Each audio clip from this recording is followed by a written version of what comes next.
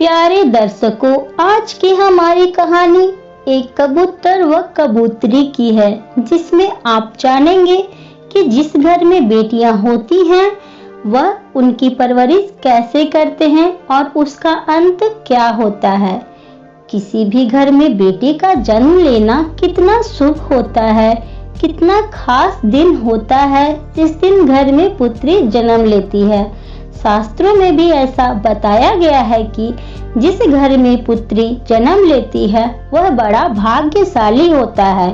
पर जो लोग अपनी पुत्री को भारी छूट देते हैं, बहुत लाड करते हैं, उनकी पुत्रियां बिगड़ जाती हैं।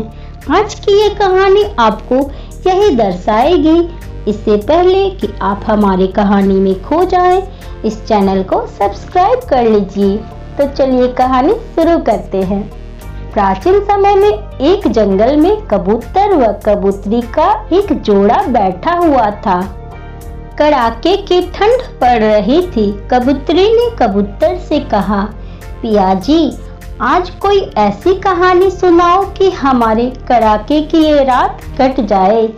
कबूतर कबूतरी को कहानी सुनाना शुरू करता है और कहता है, भाग्यवान, बड़ी ध्यान से सुनो। बहुत ही प्रेरणादायक व ज्ञानवर्धक कहानी है। तो सुनो। एक नगर में एक सेठ रहता था।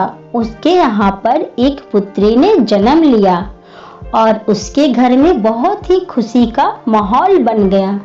सेठ अपनी पुत्री को बहुत लाड करता था, इतना प्यार करता था जिसकी कोई सीमा नहीं थी। पुत्री के कुछ कहने से पहले ही सेठ उसकी सारी इच्छाओं को पूरी करता था। सेठ के ज्यादा प्यार ने पुत्री को इतना बिगाड़ दिया था कि वो किसी की नहीं सुनती थी। सुबह 9-10 बजे से पहले बिस्तर से नहीं उठा करती थी। घर वाले अगर कुछ कहते तो उल्टा उन्हीं को सुना देती थी। रात में भी बाहर घूमने जाया करती थी और 11-12 बजे घर आती थी। वह बहुत ज्यादा नकारा हो चुकी थी। सेठानी सेठ से कहती थी कि तुमने इसे बिगाड़ दिया है, लेकिन सेठ अपनी पत्नी को यह कहकर चुप करा देता था कि बच्ची है, सुधर जाएगी।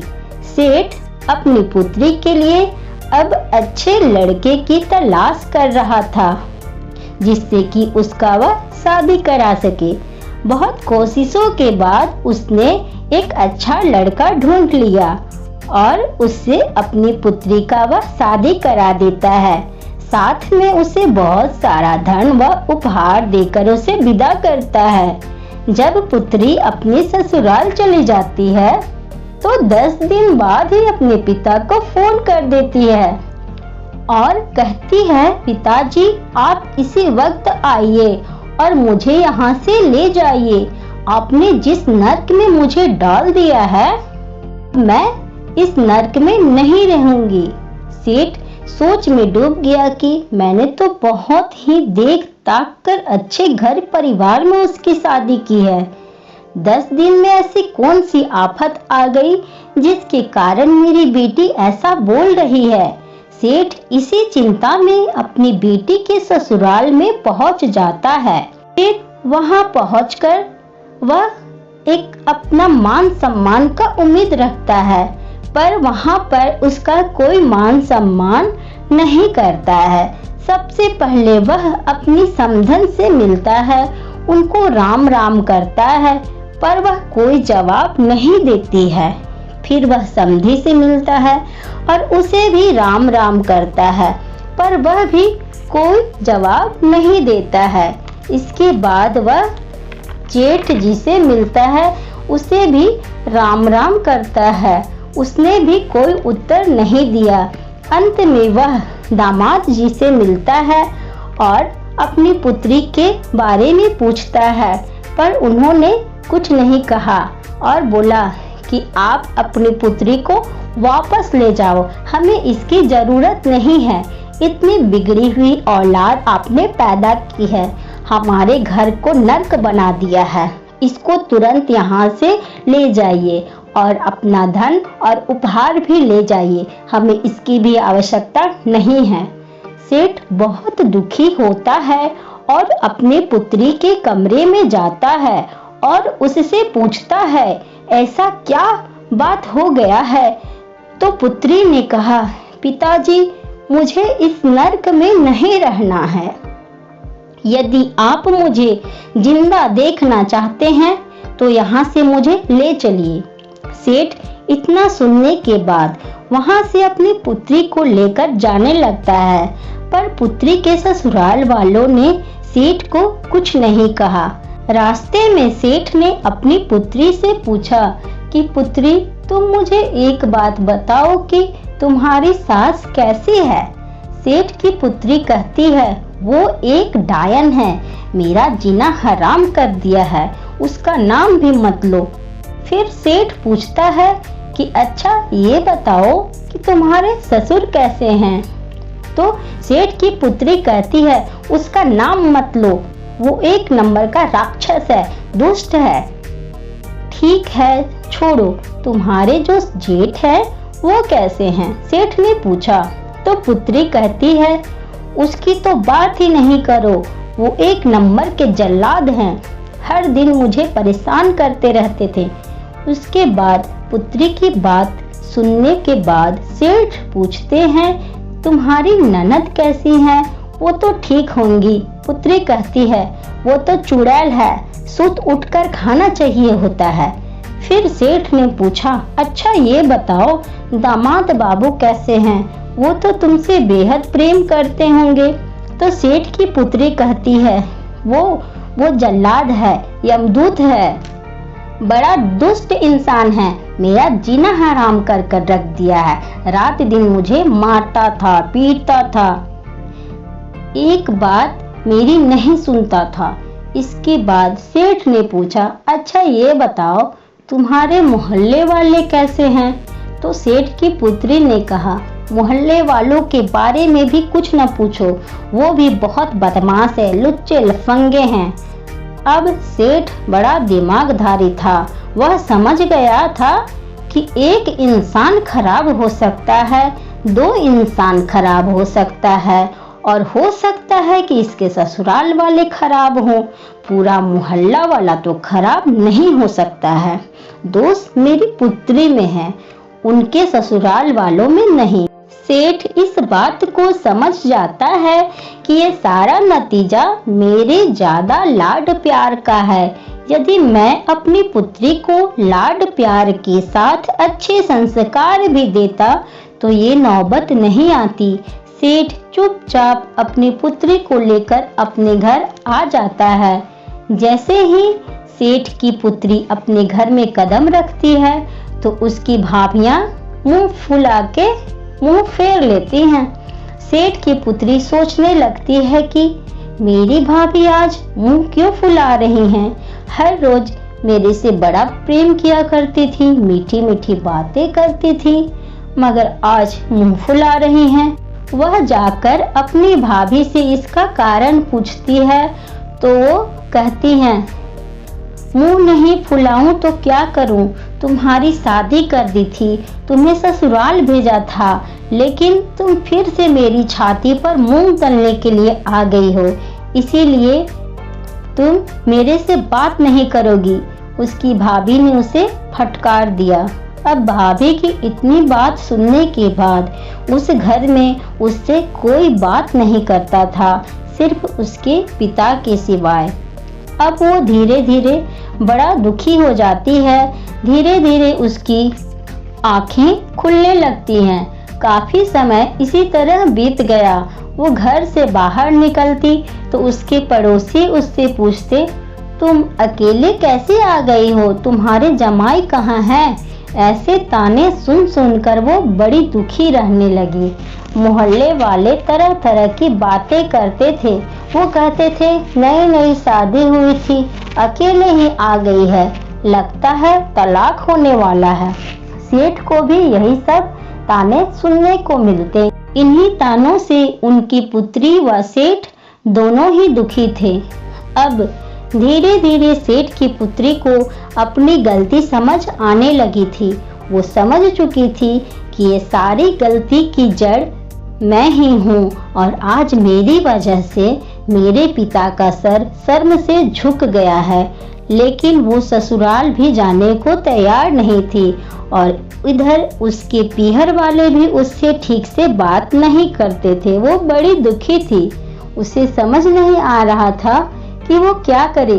फिर एक दिन उसके पिता उसके कमरे में आते हैं और अपनी पुत्री को बहुत ही दुखी अवस्था में देखकर बोलते हैं, पुत्री, तुम्हारी समस्या का समाधान के लिए मैं मेरे नगर में आए हुए एक साधु महाराज जी के पास गया था।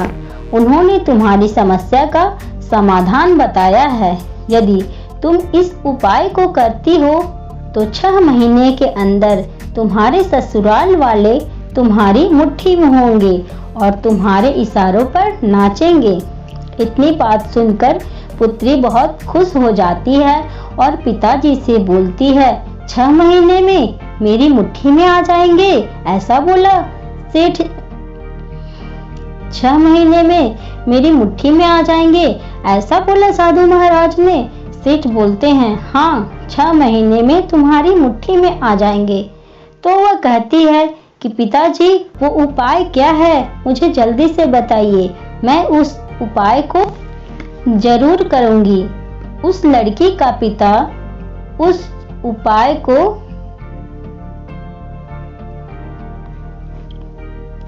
तो सेठ उस उपाय को बताता है और कहता है कि 6 महीने तक एक मंत्र का जाप करना है। तो सेठ की पुत्री कहती है, पिताजी, ये मंत्र का जाप मेरे से नहीं होगा।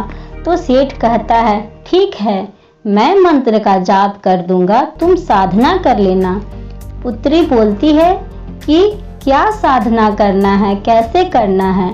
तो सेठ बोलता है, 6 महीने तक तुम्हें बिल्कुल मौन रहना है। तुम्हें कुछ भी कोई कहे कोई जवाब नहीं देना है। हर इंसान की बात सुननी है। हर इंसान की बात सुननी है। हर इंसान का सम्मान करना है। सेठ की पुत्री कहती है, मात्र 6 महीने में हो जाएगा ना, इससे ज्यादा मेरे से नहीं हो पाएगा। सेठ बोलता है, हाँ, हो जाएगा। फिर वो तैयार हो जाती है। सेठ उसे लेकर उसके ससुराल चला जाता है। जैसे ही सेठ पुत्री के ससुराल में जाता है तो उसके सामने उसकी सास मिल जाती है। तो उसे बुरी तरह डांटती फटकारती है कि तुमसे पहले ही कहा था कि यहाँ पर मत आना। इतनी बिगड़ी हुई औलाद है तुम्हारी, हम इसे नहीं रखेंगे। अपनी सास की बातें सुनकर सेठ की पुत्री गुस्सा करती है, पर सेठ उसे इशारों में समझाता है, तुम्हें साधना करनी है, तुम साधना करो, साधना का ध्यान रखो और शांत रहो। 6 महीने तुम्हें मौन रहना है। कहते हैं ना, पुत्री का पिता सर झुकाकर रहता है, तो सेठ भी विनती करता है कि उसकी पुत्री अब सुधर गई है। आप 6 महीने इसे रख कर देखिए, एक मौका दीजिए। काफी मिन्नतें करने के बाद उसकी सास और उसके ससुराल वाले मान जाते हैं और उसे रख लेते हैं और कहते हैं कि इन 6 महीनों में अगर ये नहीं सुधरती तो हम इसे नहीं रखेंगे। फिर सेठ की पुत्री अपनी सास के पांव छूती है तो उसकी सास आश्चर्यचकित रह जाती है कि कुछ दिनों पहले ये बहुत भड़क रही थी, किसी एक की भी नहीं सुनती थी, हम पे हुक्म चलाती थी, बैठी बैठी खाती थी, लेकिन आज ये मेरे पाँव कैसे छू रही है। वो बड़ी आश्चर्यचकित हो जाती है।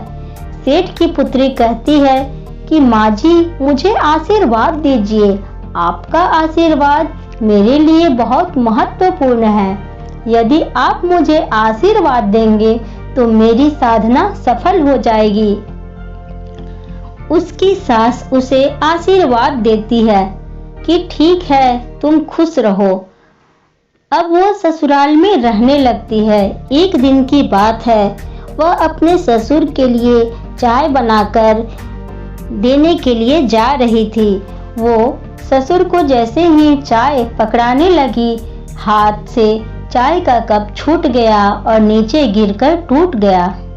तब उसका ससुर उसे बहुत फटकार लगाता है, उसे बहुत बुरी तरह से डांटता है और सेठ को भी भला बुरा कहता है, पर वह चुप रहती है और सोचती है, मेरे पिताजी मंत्र का जाप कर रहे हैं और मेरा साधना अभी चल रहा है, इसीलिए मैं चुप हूँ, नहीं तो मन कर रहा है इसी कप से तेरा सर फोड़ डालूं।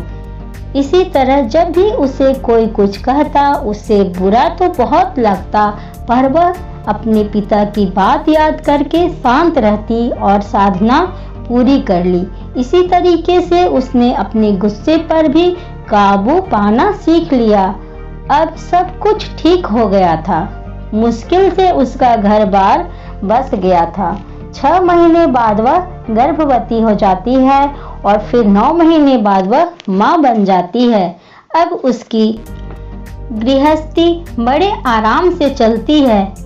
इसीलिए कहते हैं, अपनी पुत्री को बेहद प्यार करो, लेकिन प्यार के साथ उसे संस्कार भी दो, उसे अपने सर पर नहीं चढ़ाओ, नहीं तो आप अपने साथ साथ उसका जीवन भी नर्क बना रहे हैं।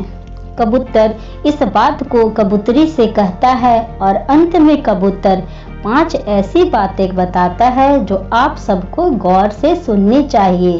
कबूतर कबूतरी से कहता है, गौर से सुनो, लाड करा से बेटा बिगड़ा भेद दिया से नारी, लाड करा से बेटा बिगड़ा भेद दिया से नारी, अरे खुद गर्जी में भाई बिगड़ाया पड़े मुसीबत भारी, खुद गर्जी में भाई बिगड़ाया पड़े मुसीबत भारी, रोब दिखाया नौकर बिगड़े, अरे मेल बिना सरदारी, मेल बिना सरदारी, अरे धोखा देने से बिगड़े दोस्ती यारी में हो खारी, धोखा देने से बिगड़े दोस्ती यारी में हो खारी।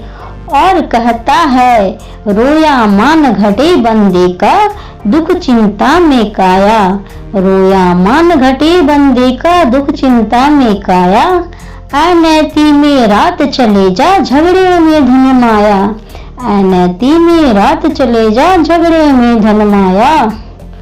और कहता है, दौलत दिखाया से बेटा बिगड़े, लाड किया से बेटी। और कबूतरी को ये बात बताकर अपनी कहानी को समाप्त करता है और इन 5 बातों पर हर इंसान को अमल करना चाहिए।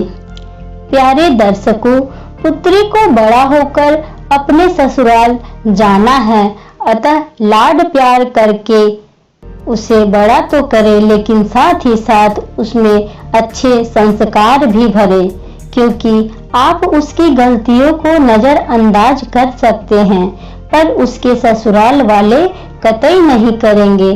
तो दोस्तों, कैसी लगी आपको ये कहानी कमेंट्स में बताइए और इस चैनल को लाइक, शेयर व सब्सक्राइब जरूर कर लीजिए। बाय बाय, धन्यवाद।